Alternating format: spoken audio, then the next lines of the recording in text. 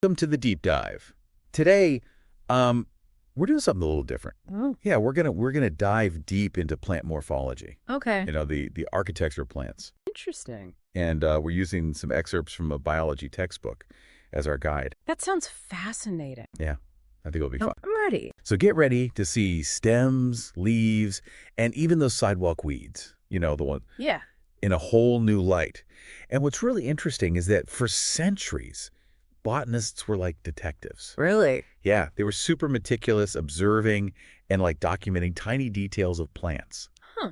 It might seem tedious, all that work, Yeah. but it's actually like super important. I can see that. Yeah, it laid the foundation, like the roots Yeah. for modern research Makes sense. in plant physiology, and evolution and all that. Yeah. Yeah. So it's amazing when you think about it, all that work to understand the plant world. Definitely. All right, let's start with, literal roots. All right. So the textbook, it talks about two main types of root systems, right? Okay. Taproot and fibrous. Exactly. So can you sort of break those down for us? Sure. So a taproot system it's like drilling a well, Ah, okay. One strong root going deep, Okay. like a carrot or a dandelion. Right, right. They have that single strong root, anchoring them. Yeah. Deep into the soil. And then there are smaller branches coming off of that. Makes sense. And then you have plants, like grasses, for example. Okay. With a fibrous root system, it's more like a net spread out wide. Okay. It's perfect for holding the soil together. Oh, interesting. Yeah, and soaking up water near the surface. So it's all about adaptation, right? Yeah. Like the type of root system. Exactly. Adapting to different environments. Different needs, yeah. And speaking of adaptations, the textbook mentions these things called adventitious roots, Right. and they sound kind of rebellious. I don't know. Yeah, they are a bit rebellious. They're the rule breakers. Yeah, they grow in places they shouldn't. Yeah, they sprout from stems, branches, leaves. Really? Yeah, anywhere but the usual root zone. It's plants being resourceful, really. Mm-hmm. Like, think of a banyan tree. Okay. With its aerial roots, they prop up those massive branches. Oh, right. Or those monstera plants that everyone loves these days. Yeah, those are pretty popular. Yeah, they use their aerial roots to climb, cling onto surfaces. Wow. So even within the root world, there's a whole spectrum of strategies going on. Oh, yeah, definitely. For survival. Okay, well let's zoom in on a typical root tip now. Okay. What's going on down there? Well, it's like a well-organized construction site. Oh. Different zones. Each zone has its own task. So first you have the root cap. Okay. It's like the hard hat protecting that delicate growing tip as it pushes through the soil. Mm-hmm. Yeah, that makes sense. Then you have the region of meristematic activity, and that's where cell division is happening like crazy. Oh, wow. Like workers laying down new bricks constantly. Huh. And so those new cells just like stack up? Not exactly. Above that bustling construction zone is the region of elongation. Okay. That's where those new cells lengthen, Ah, okay. pushing the root deeper and deeper into the soil. So it's like growing longer. Yeah, exactly. And finally, there's the region of maturation. Okay. That's where cells become specialized, like they're differentiating. Hmm. And that's where you get those root hairs. Right. Those tiny, tiny workers responsible for absorbing water and nutrients. So even in something as simple as a root tip, there's organization and specialization. Oh, absolutely. It's incredible. It really makes you wonder how it all came about. But okay, let's move on from the roots now and talk about stems. What makes a stem? Well, think of stems as the plant's highway. Okay. Unlike roots, they usually grow above ground. Right. And they have these defining features. Yeah. Nodes, internodes, and buds. Okay. So nodes are where the leaves attach. Okay. Internodes are the stretches between the nodes. Got it. And buds, those are like little pockets of potential. Interesting. They can sprout into new branches or leaves or flowers. So it's more than just support then. Oh, yeah. It's also about transport Okay. and growth. Stems transport water and nutrients throughout the plant. Wow.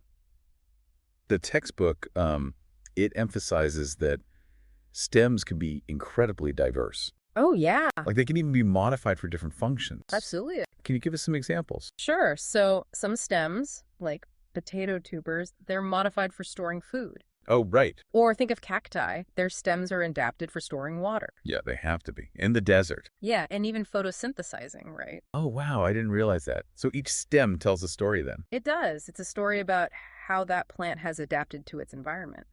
Now let's talk about leaves. What's going on with those flat, green food factories? Well, a typical leaf has a few key parts. First, you have the leaf base, where it attaches to the stem, Right. and sometimes there are these little appendages called stipules. Oh, okay. Then there's the petiole. It's the stalk connecting the base to the blade. Kind of like a stem for the leaf itself. Yeah, exactly. And finally, there's the lamina. Okay. That's the flat, expanded part of the leaf. Right. And that's what captures sunlight for photosynthesis. It's amazing how even within that, seemingly simple structure, there's variation. Definitely. Like I'm thinking about the veins on a leaf.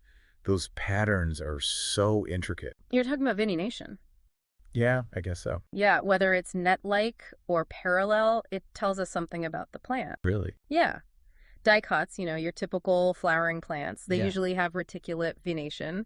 It's that net-like pattern. Okay. While monocots, like grasses, have parallel veins. Huh. It's like a fingerprint for the plant world. Yeah, exactly. It's another clue to a plant's classification. Now, one thing I always find fascinating is simple versus compound leaves. Right. Can you unpack that a little bit? Sure. So imagine you're holding a maple leaf. Okay. That's a simple leaf. Okay. Even if it has lobes or indentations, it's one continuous blade. Okay. Now, picture a fern or a palm frond. All right. Those are compound leaves. The blade is divided into separate leaflets, Oh. each with its own little stalk. So it's like a leaf made of mini leaves. Yeah, a great way to put it. And what about the way those leaves are arranged on the stem? That seems important too. Absolutely. That's called phyllotaxy. Phyllotax. It's about maximizing sunlight, and spacing. Yeah. So think of a sunflower. Okay. The leaves spiral up the stem. That's alternate phyllotaxy. Right. Maples, they have opposite phyllotaxy. Leaves in pairs at each node. Oh, I see. And then there's whorled phyllotaxy, where 3 or more leaves, they radiate from a single point. Like spokes on a wheel. Exactly. So even the way leaves are arranged, it's strategic. It's like plants are playing Tetris. Haha, yeah. Trying to optimize space and resources. But okay, let's move on to the stars of the show, the flowers. Yes. What does the textbook have to say about those botanical masterpieces? Okay, well, here's where it gets interesting. A flower, it's more than just a pretty face. Yeah. It's actually a modified shoot. Oh. It's a stem that has evolved to specialize in sexual reproduction. Really? Yeah, so instead of producing leaves, it produces those intricate structures we associate with flowers. And it's all geared towards attracting pollinators and ensuring the plant's next generation. Now I'm really intrigued. Let's break down the anatomy of a flower Okay, and see how all those parts work together to make those plant babies. sounds good. Well, we should start with the big picture, how those flowers are arranged on the plant. Okay. That's called the inflorescence. And like everything else in the plant world, there's a system for classifying them. Of course there is. So the two main types are racemose and cymose. Think of racemose as a parade. Oh. Yeah. The main axis, it keeps growing, adding new flowers along the sides. Oh, go. Like snapdragons are a good example. Okay. The blooms, they open from the bottom up. So it's like a flower conveyor belt. Yeah, exactly. What about cymose inflorescences? They're more like a fireworks finale. Oh. The main axis ends in a flower. It stops growing there. Okay. And then the side branches, they produce their own flowers. I see. And the oldest ones are at the top. Ah, so it's reversed. Yeah, the youngest at the bottom. Interesting. It seems like these different strategies, they're all about pollination. Yeah, optimizing pollination, definitely. But let's zoom in on a single flower now. What's the basic blueprint? Okay, so a typical flower has 4 main whorls. Whorls. Yeah, it's like concentric circles all attached to a base Okay, called the receptacle. got it. So starting from the outside, you have the calyx. Okay. It's made of sepals, those protective leaf-like structures. Right, the ones that enclose the bud.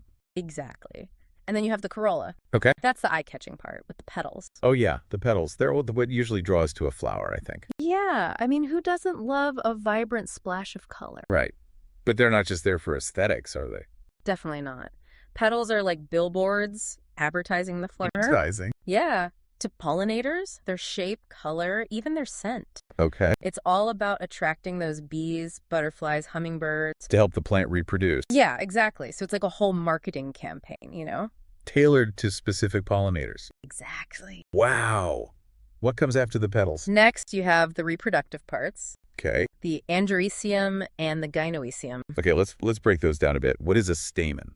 A stamen. It's like a tiny factory. A factory. It produces pollen, those microscopic grains, Right. carrying the plant's male genetic material. So the stamen makes the pollen. Yeah, each stamen has a stalk called the filament and a pollen-producing head called the anther. So it's like a miniature lollipop. Yeah, kind of, with the anther being the candy part. Okay, that makes sense. And the gynoecium, the female part, Right. that's all about seeding the pollen. Exactly, and producing the seeds. So the anther is the pollen factory. The ovary is like the nursery, Yeah, that's a great way to put it. where those fertilized ovules develop into seeds. Yeah. The gynoecium, it's made up of one or more carpels, Okay. each with a sticky stigma. To catch the pollen. Yeah. And a stalk-like style, the pollen travels down that. Okay. And then the ovary at the base contains the ovules. It's incredible how all these parts work together. It is. It's like a well-oiled machine, really. And just like with roots and stems, there's a lot of variation. In the flowers. Yeah, how those floral parts are arranged, how they're fused. So that's what leads to all those different flower shapes. Exactly. That incredible diversity. Mm. And that's where terms like estivation and placentation come in. Oh, yeah. Those terms, I remember seeing those in the textbook. They made my head spin a little, honestly. I get it. It can be a bit overwhelming. But those terms, they have a purpose. Okay. They're like shorthand for botanists. Yes. To communicate about the structures. So estivation, it describes how the sepals or petals are arranged in a bud. Yes, before it opens. It's like origami, how those parts are folded together. Oh, okay. So different estivation patterns, they might be advantageous in different environments. Exactly, or for different pollination strategies. And placentation, that's all about the arrangement of ovules. Within the ovary. Yeah, it impacts how those seeds are arranged and disposed. So different placentation types, they reflect evolution. Yeah, different evolutionary paths, adaptations. Okay, so even those technical terms are pointing to bigger stories. It's amazing the level of detail that botanists have uncovered. It is. It's really fascinating. But let's move on to what happens after pollination, the formation of fruit. Ah, yes. The delicious outcome. Right, so remind me, what exactly is a fruit? A fruit is simply a mature ovary. Right. Usually after fertilization. But there are some exceptions, right? Yeah. Like seedless grapes. Exactly. Those are parthenocarpic fruits, developed without fertilization. Interesting. But for most fruits, it's that union of pollen and ovule that triggers the transformation. Yeah, the transformation of the ovary into that fleshy or dry structure we call fruit. Right. And those fruits, they play a crucial role in seed dispersal, don't they? Absolutely. Think about a juicy berry, for example. Okay. It's designed to be eaten. Right. And the seeds pass through the animal's digestive tract, right? Yeah. And get deposited far away from the parent plant. Clever. Other fruits, like those with wings or hooks, Yeah. they hitch a ride on the wind or on animal fur. Exactly. It's all about spreading those seeds. It's amazing how much thought, or rather evolutionary adaptation, has gone into it.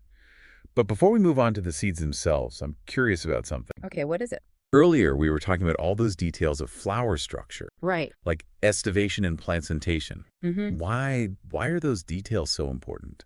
Well, those details, they're like pieces of a puzzle. A puzzle. Yeah, they help us understand the evolutionary relationships. Between plants. Yeah. By comparing those structures across different species, we can trace back their lineages. Oh, interesting.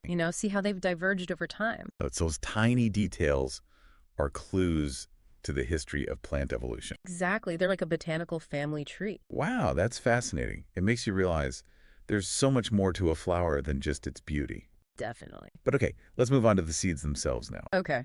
Those tiny packets of potential Yeah.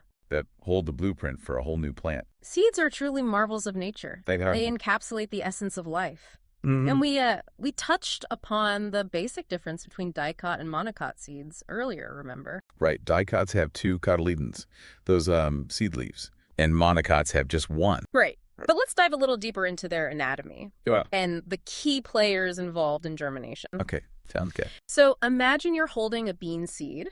Okay. That tough outer layer is the seed coat. Okay. It protects the embryo inside. Right. And what about the embryo itself? Well, within the embryo, you have the radicle. Okay. That'll become the root. The plumule will become the stem and leaves, Okay. and the hypocotyl is the connecting part. So it's like a miniature plant all ready to go. Yeah, exactly. And those cotyledons, they're like the packed lunch. Right. They provide those initial nutrients. Exactly, for the seedling to get started. And in some dicot seeds, there's also endosperm, right? Yeah, that's an additional food source. But in many, like beans, the cotyledons have absorbed the endosperm. Okay. So they're extra chunky. Yeah, extra nutritious. Yeah. Now, what about those monocot seeds, like corn? Right. Think of a corn kernel. Okay. That outer layer you see, it's actually fused with the fruit wall. Yeah, forming a single protective layer. And inside, there's a large endosperm packed with starchy food for the embryo. So it's like a 2-in-1 package. Yeah, exactly.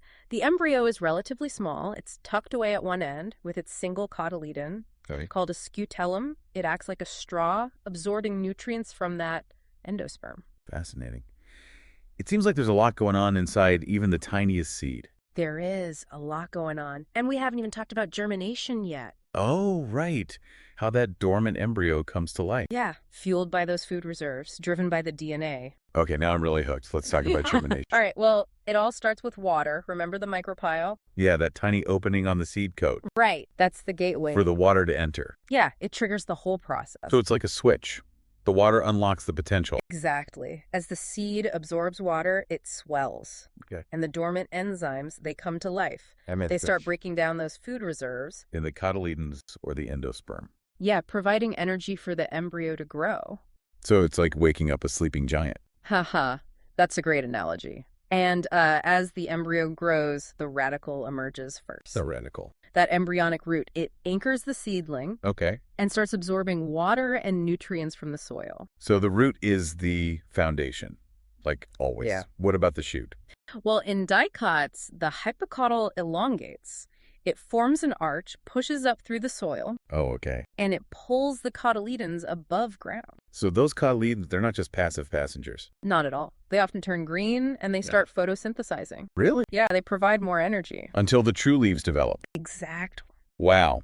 So they play a dual role, first food storage, then solar panels. That's right. But what about monocots? How do they germinate? Right, yeah. Well, remember that protective sheath? Around the monocot's shoot, Yeah, the coleoptile. It acts like a shield, pushing through the soil. protecting the plumule. Exactly. And once it breaks through the surface, the plumule emerges. It unfurls its first true leaf, and the seedling is on its own. Wow. It's like a carefully choreographed dance. It is. But this brings us back to something you mentioned earlier about seeds being like blueprints. Right. What does that mean exactly? It's all about DNA. You know, that molecule that carries the genetic code. Right, the instructions for building a living organism. Yeah, and each seed, whether it's tiny or massive, contains a complete set of those instructions Wow. for growing into a mature plant. So each seed is carrying a library of knowledge. Yeah, passed down through generations. And those instructions in the DNA, they determine everything. Pretty much. The plant's shape, size, its flower color, the type of fruit it produces. Even the tiniest seed holds incredible potential for complexity and diversity. It's mind-boggling. And I can't help but think back to those early botanists Yeah. who meticulously studied and classified plants. They were pioneers. They were. They laid the groundwork for our understanding of genetics and evolution. It's exciting to think about all the discoveries yet to be made. Definitely. But okay, we've talked about roots, stems, leaves, flowers, fruits, and seeds. It's been an incredible journey. It has. A true deep dive into the world of botany. I know, I've learned a lot. Yeah. But before we wrap up, I have one last question. Okay, what is it? Earlier, we talked about flowers being modified shoots. Right. What does that actually mean? Like, in terms of evolution, how did these complex structures arise from simple stems? That's an excellent question. It takes us to the heart of plant evolution and adaptation. It's a story that spans millions of years, a tale of trial and error, innovation, and adaptation, ultimately leading to the incredible diversity of flowering plants we see today. So how did flowers, these intricate structures we've been exploring, Right. how did they evolve from simple shoots? Well, to understand it, Yeah. we need to go back in time Yeah. to the early days of plant evolution, Okay. long before flowers existed. Wow, so way back. Way back, imagine a world dominated by ferns and mosses and cone-bearing trees. No flowers at all. These plants, they reproduce through spores. Spores. Yeah, tiny single-celled adventurers, relying on wind or water for dispersal. No flowers, no fruits, no seeds. That's hard to picture. It was a greener world. Yeah. Simpler but harsher, too, for plants. In what way? Well, relying on wind or water to carry spores. It's a gamble. You're not guaranteed success. Right. But then, around 140 million years ago, something incredible happened. What? Flowering plants, or angiosperms, Okay.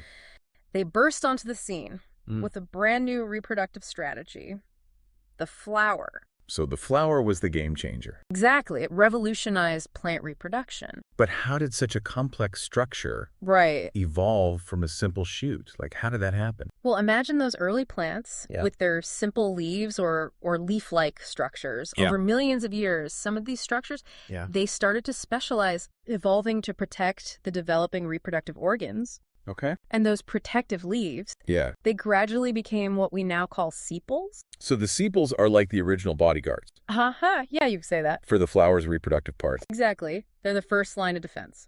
Makes sense. And then what happened next? Well, then came another innovation. Okay. Attracting pollinators. Right. Some of those leaf-like structures. Yeah. They evolved to become colorful and showy. Oh, so they wanted to stand out. Yeah. Enticing insects and other animals to visit. So they didn't have to rely on the wind or water anymore. Exactly. These evolved into petals. The petals, okay. Advertising the flower's nectar and pollen rewards. So it's like they realized, hey, we can outsource this pollen delivery. Yeah, exactly. It's a much more efficient system. It is. But what about the reproductive parts themselves? Right. The stamens and carpels? Scientists believe those also evolved from leaf-like structures. Really? Even those? Yeah. Imagine those leaves gradually folding inward, enclosing the reproductive organs, providing even better protection and control over pollination. I see. And over time, those enclosed structures, they specialized even further. Exactly. Some became stamens. The pollen factories? Yeah, and others evolved into carpels with their sticky stigmas and ovaries. It's like those early plants were experimenting. They were trying out different designs. Yeah. And the most successful ones, the ones that attracted the most pollinators and produced the most offspring, those were the designs that were passed down. Makes sense. Survival of the fittest, right? Exactly. And as flowers became more sophisticated, they developed all sorts of colors, shapes, scents, and rewards To attract different pollinators. Yeah, each tailored to specific pollinators. Wow, so it's like the plant world's version of a dating app. Exactly. Each flower trying to swipe right with the perfect pollinator. This whole story of flower evolution is mind-blowing. It is. It really is. It makes you appreciate those blooms even more. Definitely. And it highlights the power of observation and scientific inquiry. By carefully studying the structures of plants and comparing them, we can piece together this evolutionary story. Well, I think we've covered a lot of ground in this deep dive. We have. Into plant morphology. From roots to seeds. Yeah, it's been an incredible journey. It has, and we've only just scratched the surface. I know, right? There's still so much more to learn about the plant world. Definitely. But I hope this deep dive has sparked some curiosity. It has for me, for sure. And inspired you to look at plants a little differently. Yeah. To see those wonders that unfold every day all around us. Well said. Thanks for joining us on this deep dive into plant morphology. It was my pleasure. Until next time, keep exploring, keep learning. And keep marveling at the wonders of the natural world. Absolutely.